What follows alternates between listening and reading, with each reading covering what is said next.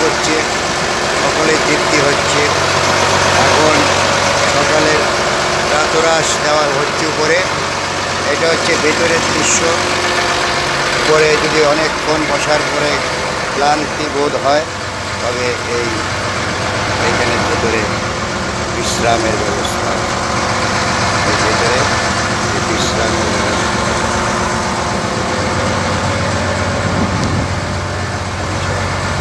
বিশ্রাম করা যাবে।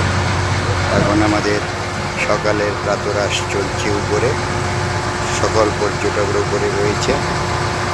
আমাদের আজকে জোয়ার চলছে এখন গোমর নদীতে। হয়তো এখন চট করে আমরা বন্য পশুদের দেখতে হয়তো পাবো না, কিন্তু স্পটে আমরা দেখতে পাচ্ছি।